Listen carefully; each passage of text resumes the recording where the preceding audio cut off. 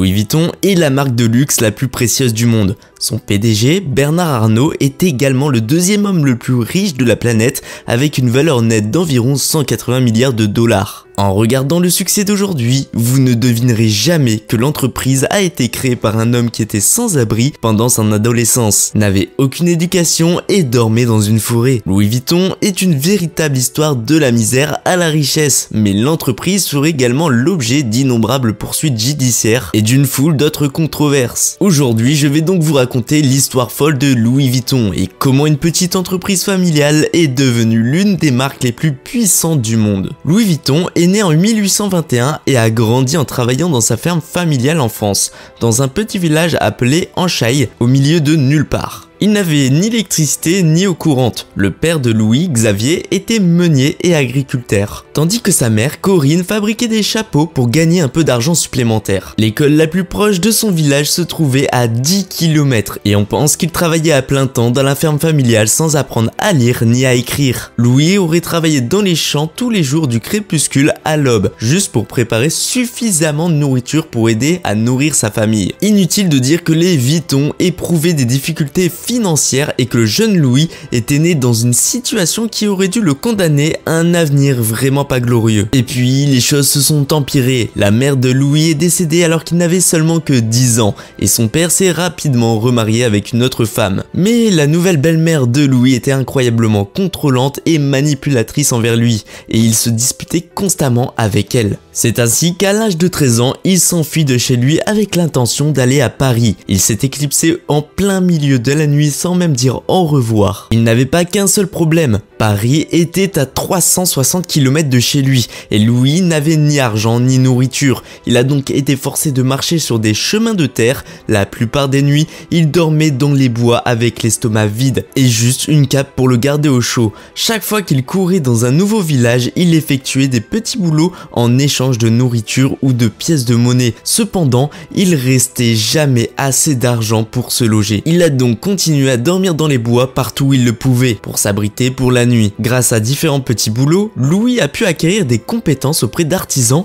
et a appris à travailler le métal, la pierre, le tissu et le bois. Cet ensemble de compétences diverses allait plus tard transformer sa vie. Mais à ce rythme-là, les déplacements étaient incroyablement lents. Il a fallu 3 ans à Louis pour rejoindre Paris. Peu de temps après son arrivée à Paris, Louis parvient à trouver un travail comme apprenti cartonnier et emballeur. Les fabricants de boîtes fabriquaient des boîtes de taille personnalisées pour les clients et emballaient, désemballaient à chaque fois qu'un client était sur le point de partir en voyage. Ce travail lui a permis de rencontrer de nombreuses personnes de la classe supérieure qui cherchaient des bagages sur mesure pour leur voyage. Louis a travaillé ici pendant plusieurs années, apprenant le métier et en travaillant aussi dur qu'il le pouvait. En fait, en 1851, l'impératrice de France est devenue cliente et a remarqué son savoir-faire. Elle l'a d'ailleurs nommé son fabricant de boîtes et emballeur personnel. Pour la plupart des fabricants de boîtes, il s'agirait de la plus haute distinction que l'on puisse obtenir au cours de sa carrière. Louis était passé de l'adolescent sans abri, sans rien, à son nom, occupant désormais un emploi prestigieux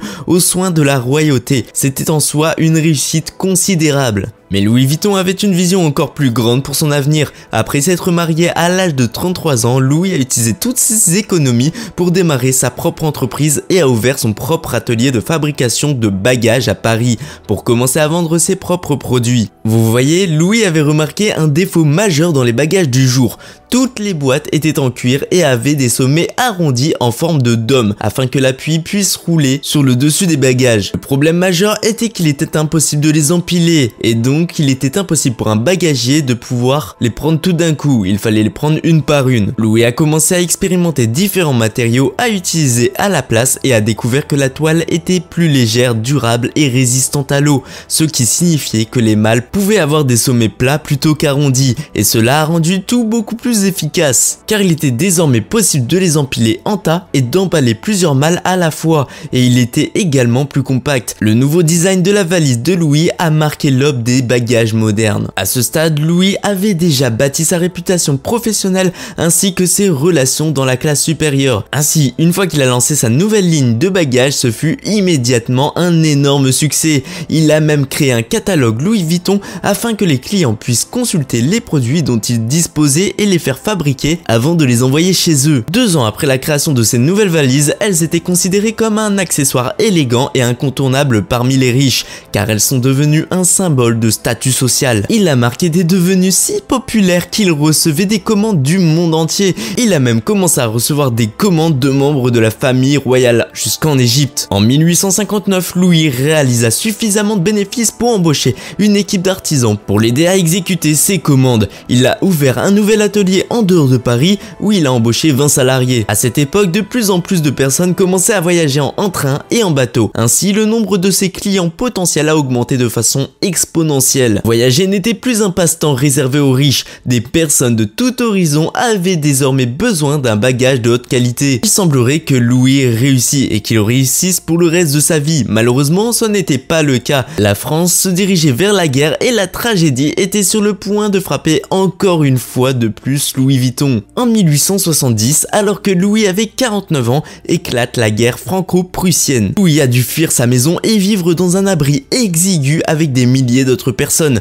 Les réserves de nourriture étaient tellement faibles qu'il craignait pour sa vie. Lorsque Louis put enfin retourner dans sa boutique en 1871, tout fut détruit. Des fenêtres ont été brisées, du matériel a été volé, il avait perdu tout ce pourquoi il avait travaillé si dur. Et au lieu d'abandonner, il a décidé d'utiliser ses économies pour reconstruire son entreprise et a juré qu'elle serait encore meilleure qu'avant. Avec autant de personnes déplacées à cause de la guerre, il y avait beaucoup plus de magasins vides disponibles à sa location dans toute la ville. Alors Louis Vuitton en a profité en ouvrant sa nouvelle boutique dans un endroit aristocratique, beaucoup plus riche à Paris. C'était parfait car c'était juste à côté de la gare et du Grand Hôtel pour que les voyageurs qui avaient besoin de nouveaux bagages n'aient pas à aller loin pour trouver la boutique de Louis Vuitton. En 1872, il sort un tout nouveau bagage design en toile beige avec des rayures. Cela est devenu incroyablement populaire et les gens ont adoré montrer ce style moderne.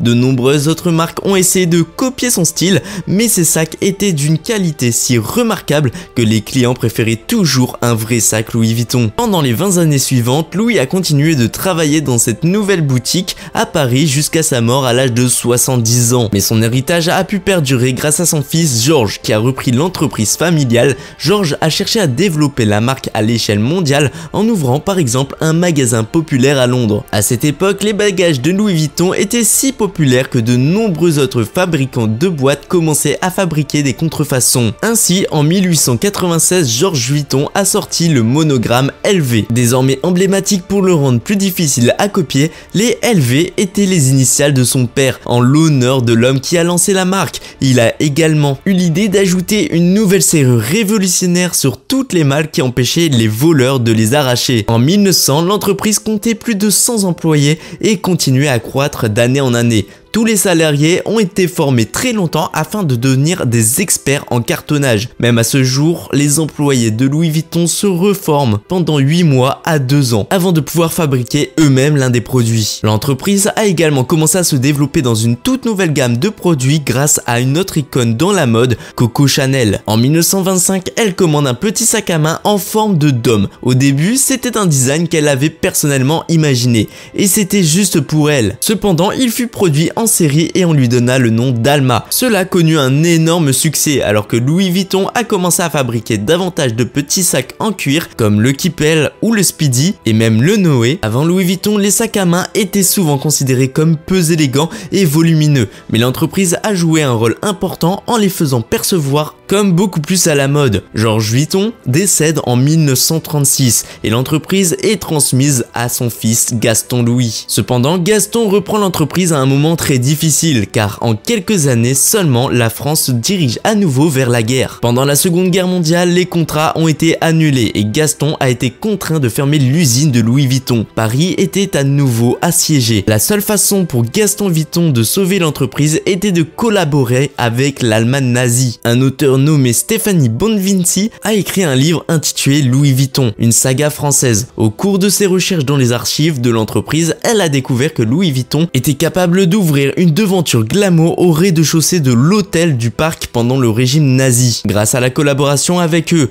pendant ce temps, plusieurs autres marques ont été contraintes de fermer leurs portes parce qu'elles avaient refusé de coopérer avec les nazis. De toute évidence, l'entreprise avait honte de cette partie de son histoire, mais il dirait que Gaston a fait ce qu'il fallait pour que l'entreprise survive. D'autres créateurs comme Coco Chanel ont également collaboré avec les nazis afin de s'assurer que son entreprise à Paris ne soit pas détruite. S'ils n'avaient pas choisi de travailler avec l'ennemi, leur marque n'existerait probablement plus aujourd'hui. À la mort de Gaston en 1970, son gendre Henri Racamier reprend la direction de la marque Louis Vuitton. Nous sommes donc désormais à la 4e génération, mais contrairement à ses ancêtres, Henri avait déjà beaucoup plus d'expérience en affaires au sein d'une entreprise qu'il avait dirigée auparavant. Alors qu'il a repris Louis Vuitton, il a pu élever la marque à tout autre niveau. Henri a commencé à apporter des changements majeurs à la marque Louis Vuitton afin de la faire passer d'une entreprise familiale à l'immense entreprise qu'elle est aujourd'hui. Il a fait passer le modèle économique de Louis Vuitton du commerce de gros au commerce de détail. En 1978, il s'est développé dans de nombreux pays, dont le Japon en 6 ans, et en tenant compte de l'inflation moderne.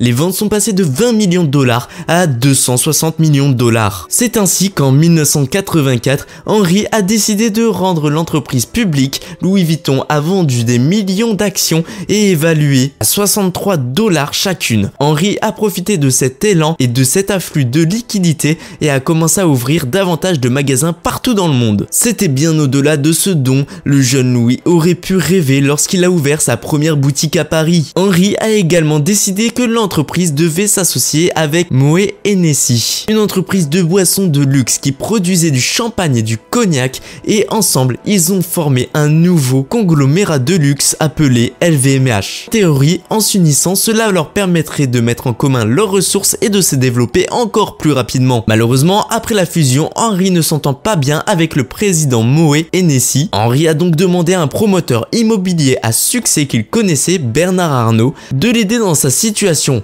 Malheureusement, l'invité en tant qu'investisseur se retournerait contre lui de manière considérable. Bernard a acheté secrètement 43% des actions de Louis Vuitton et a obtenu le soutien des familles Moët et Hennessy pour acquérir encore plus de pouvoir dans LVMH. Henri se sentait trahi par l'homme qu'il avait emmené pour l'aider et a donc poursuivi Bernard en justice, exigeant qu'il ne détienne plus la participation majoritaire dans Louis Vuitton. Mais la justice a finalement donné raison à Bernard. Henri était tellement en colère d'avoir été poignardé dans le dos par son ami qu'il a décidé d'arrêter complètement de travailler pour Louis Vuitton. Désormais, pour la première fois depuis près de 100 ans, aucun membre de la famille Vuitton n'était impliqué dans la marque. Après tout ce drame de rachat hostile de Bernard, les ventes de Louis Vuitton ont commencé à s'effondrer. Les journalistes ne couvraient plus la marque. Pendant un certain temps, il a semblé que l'entreprise allait faire faillite. Cependant, Bernard a su renverser la fortune de l'entreprise. Louis Vuitton a pu faire son grand retour, commençant à collaborer avec plusieurs créateurs de mode lors de sa collection du 100e anniversaire. De grands noms comme Vienne Westwood, Isaac Mizrahi ont tous créé leur propre version du logo monogramme emblématique de LV. Ils ont commencé à créer des produits que les clients n'avaient jamais vus auparavant et les gens essayaient une fois de plus de mettre la main sur un sac Louis Vuitton. En fin de compte, l'investissement de Bernard dans Louis Vuitton a porté ses fruits de manière massive. Il est aujourd'hui PDG de LVMH. En 2021, Forbes l'a officiellement surnommé l'homme le plus riche du monde avec une valeur nette de plus de 180 milliards de dollars. Maintenant, bien sûr, à mesure que les cours des actions évoluent, ces classements de liste de riches changent. Il fait presque partie toujours du top 5 des personnes les plus riches du monde. Cependant, parmi les personnes les plus riches du monde comme Bezos, Musk, Gates, Buffett, etc., Bernard Arnault est certainement le moins connu car il préfère rester à l'écart des projecteurs. Ce que nous savons, c'est qu'il a une réputation si impitoyable dans les affaires qu'il est connu comme le loup de Cachemire. C'est pourquoi aujourd'hui LVMH possède plus de 70 marques différentes à travers les acquisitions et fusions que Bernard a réalisées. Cette entreprise possède un grand nombre de marques les plus luxueuses au monde. Et pourtant, tout a commencé avec un adolescent sans abri et fauché. Dans le monde moderne, Louis Vuitton a continué à développer sa marque avec de nombreux styles colorés qui ont trouvé un écho auprès du public plus jeune, en 1997, Marc Jacobs devient directeur créatif. Il a conçu la première ligne de prêt-à-porter et a également créé la populaire ligne de sacs à main monogramme vernis. Marc Jacobs a également étendu LV aux montres, aux bijoux et aux lunettes de soleil, même s'il a finalement quitté Louis Vuitton pour lancer sa propre ligne de vêtements et d'accessoires. Bien sûr, l'entreprise n'est pas sans problème. Louis Vuitton dispose de toute une équipe d'avocats à la recherche de violations de droits d'auteur. Ils n'hésitent pas à poursuivre en justice ceux qui se permettent de copier leur logo et leur marque. Ils ont même poursuivi Google pour des résultats de recherche et des publicités conduisant les gens vers de faux sacs. Google a cependant gagné le procès, argumentant qu'il ne peut pas contrôler ce que ses utilisateurs mettent sur internet. Louis Vuitton a également collaboré avec des marques comme Supreme, ce qui a élargi la démographie comme jamais auparavant. Croyez-le ou non, Louis Vuitton a en fait poursuivi Supreme pour avoir copié son logo, jusqu'à ce qu'il réalise à quel point une collaboration serait rentable. Désormais, les articles de Louis Vuitton Supreme se revendent pour une petite fortune. Par exemple, la malle en cuir est vendue au prix de 125 000 $. Ou même un sweat à capuche LV Supreme coûte plus de 5 000 $. Bien sûr, le problème de contrefaçon que Louis Vuitton a rencontré depuis ses débuts de l'entreprise est toujours le même problème pour la marque d'aujourd'hui. Ils estiment que chaque année, ils perdent des centaines de millions de dollars à cause des versions contrefaites de leurs produits. Cependant, même après 168 ans d'activité, ils ne semblent pas ralentir de sitôt. Louis Vuitton continue d'être une marque que beaucoup de gens aspirent à porter. C'est incontournable parmi les riches et célèbres. Actuellement, ils sont la marque de mode numéro 1 dans le monde entier, évaluée à 39 milliards de dollars. Avec plus de 400 magasins, vous pouvez trouver du Louis Vuitton dans presque toutes les grandes villes du monde. Pensez-vous que c'est trop cher à cause du battage médiatique ou pensez-vous que la qualité des produits justifie les prix exorbitants? Commentez sous cette vidéo ce que vous en pensez. Je vous remercie d'avoir regardé cette vidéo jusqu'à la fin. N'oubliez pas le petit pouce bleu, vous abonner et je vous dis à très bientôt.